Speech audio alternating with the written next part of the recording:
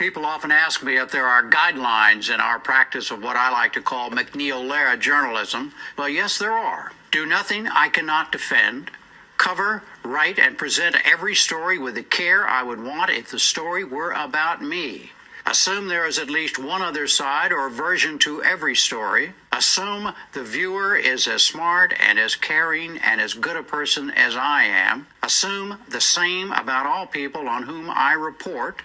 Assume personal lives are a private matter until a legitimate turn in the story absolutely mandates otherwise. Carefully separate opinion and analysis from straight news stories and clearly label everything. Do not use anonymous sources or blind quotes except on rare and monumental occasions. No one should ever be allowed to attack another anonymously. And finally, I am not in the entertainment business. You just heard a recording of my boss, Jim Lehrer. It has been 1 week since news broke of James Lehrer passing on January 23, 2020. He died in his sleep. I first heard about it through the AP News wire, which I follow religiously. I wanted to talk about Jim today to honor his memory because he's the reason why I pushed the button to start this podcast. Finally. From the promotion you might hear in my episodes that Anchor allows us to share with our audience, you might recall that it took me quite a while to push that button. I was a perfectionist, hesitant to push that button. I had so many ideas, different names. I talked to different people. They all, they didn't like this, they didn't like that. And finally, I just said one day, I want to do this show, and I just want to talk to you from my heart to your heart about things that affect your home life, your relationships, drawing on my experience. So one of those experiences happens to be with Jim. Now, Jim was like a father figure to his staff. I first met Jim straight out of college at the University of Michigan, Ann Arbor. I was not a J school student, which means journalism school for all those not in the biz.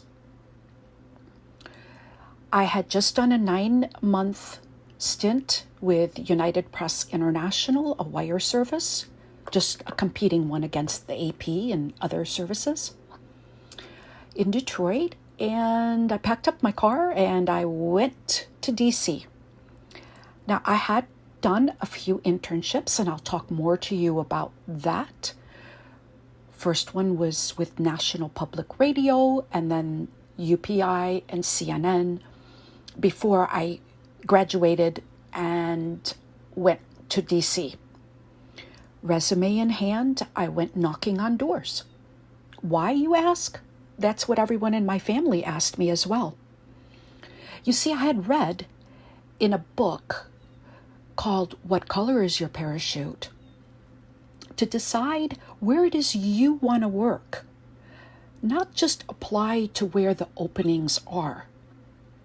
Now, I know this was a long time ago where jobs were maybe more plenty, but in an industry such as journalism, time does not matter. That is one of the most difficult careers to break into. And I'll talk more about that. But today it's about Jim. So I was knocking on doors and I went to a few places that I wanted to work. And one of them happened to be the McNeil Lehrer NewsHour, which is what it was called at that time. And this was in 1987. and they were located in the PBS, Public Broadcasting Building at WETA along 395, the Shirlington Highway, as you come out of the nation's capital, Washington, D.C. I arrived at the station and I said I was here to apply for a job. And to my surprise, I was told to wait in the lobby. And after a little while, a young girl who I believe might have been from Kansas or somewhere in the Midwest, she was assistant to Judy Woodruff at the time and also to Dan Werner, who was in charge of hiring. So I got led upstairs. I showed him my resume, and he sat me in his office. And all I can remember is him pulling out his drawer and showing me a stack of 800 resumes that were there of people that had applied for an opening. And I said, well, what is this opening? May I be considered for it? And he said, well, it's to be an administrative assistant to Jim Lehrer. Would you be interested? And I thought for a moment, Jim Lehrer. Oh, that's the other guy. My hero was Robin McNeil. But I found out that day that Robin was in New York, and they used to throw back the show to anchor from the two different cities. So I thought, Jim, yeah, why not? I didn't know much about him. So I eventually got hired after I provided my, of course you have to provide, references. And I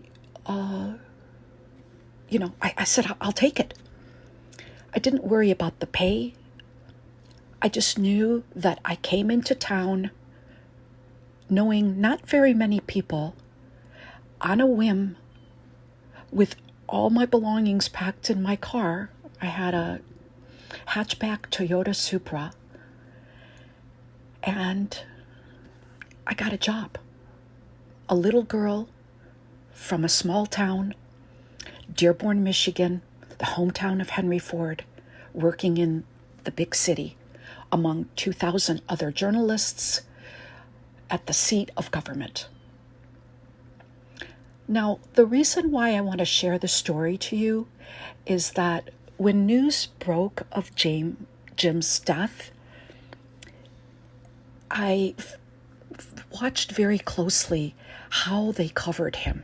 What did they say? How did they treat a man that I knew personally, who was a father figure to me? And of course, Judy Woodruff, who came back to CNN after being at CNN, honored Jim and broke the news. And all the other journalists start sending in their condolences.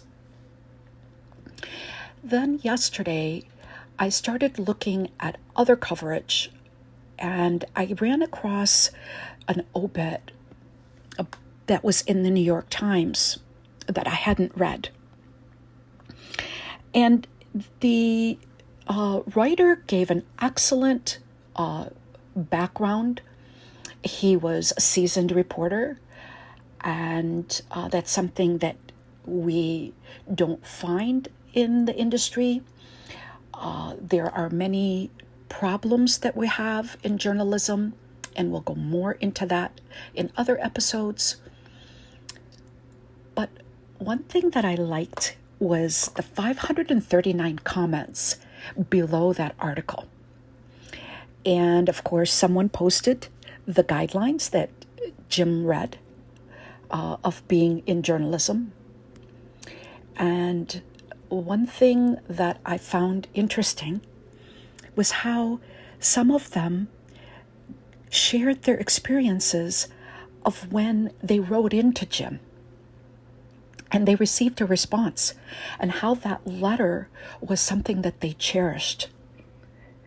Well, I was one of the people that was charged with the very important duty of sorting through the mail and making sure to set aside all the viewer letters, opening them carefully and preparing them for Jim to look at.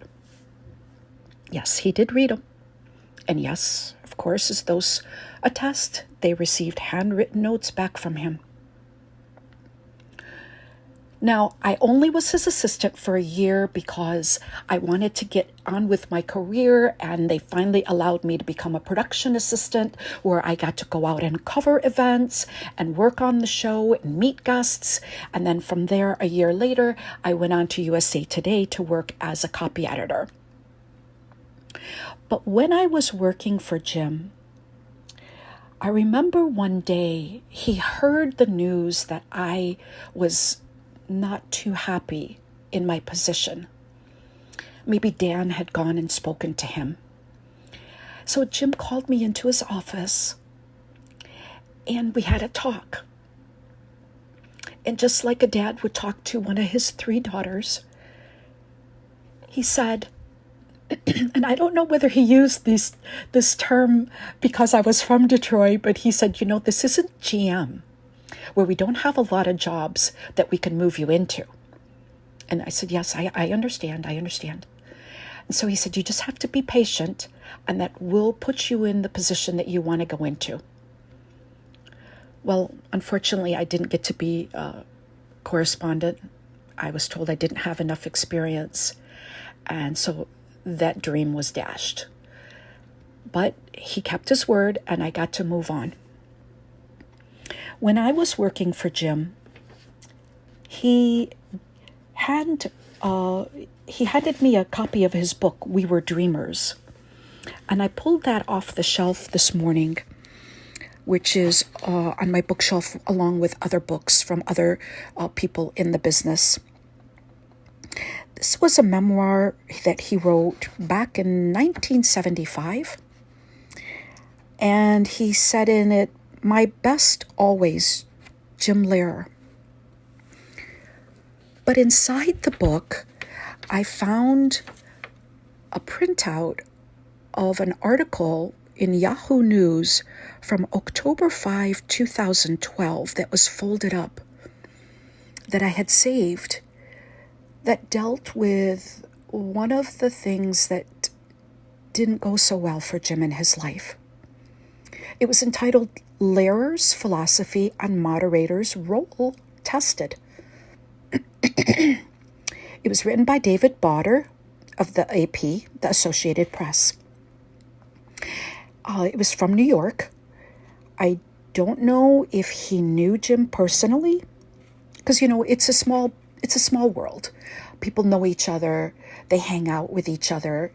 And even though they're competitors, a lot of people are best buds. So he talks about this problem that happened during a presidential debate between Barack Obama and Mitt Romney. And some people thought it got out of hand. So the next day, Jim defended himself and he said, "I did exactly what I was supposed to do." He issued a statement and he said that he thought the debate format accomplished its purpose of promoting direct exchanges between Obama, a Democrat, and Romney, a Republican, on substantive issues. Some people thought he didn't, that things did get out of control. Now, by that time, Jim was 78 years old, semi-retired, been off TV. He had done 11 presidential debates, but he had been called to moderate this last debate that he did. And in his book that he had written the year prior, in 2011, about his debate experiences, he said he had no interest in doing any more. But he agreed when asked this time, comparing the request to a civic responsibility or a draft notice. So Jim was criticized for something in his life. And whether you agree or disagree on how debates are handled, it is a contentious job, and sometimes things do get out of hand, and they can't be perfect. And you have to keep in mind that this is live television. This is not something that's pre-recorded where things are edited out and left from the viewer. So I thought it was so interesting because people are so quick to criticize and to judge. But Jim had his standards and he stuck to them. He was a journalism man, a print man. He rose up through the ranks and he did what he thought was right. I want you to think of a person in your life that has touched you, that you look up to, and to write them a letter, to approach them, and to do as I'm doing today and saying, thank you, Jim, and thank you, Dan, for believing in me. Just as Jim said to us every night, thank you and good night.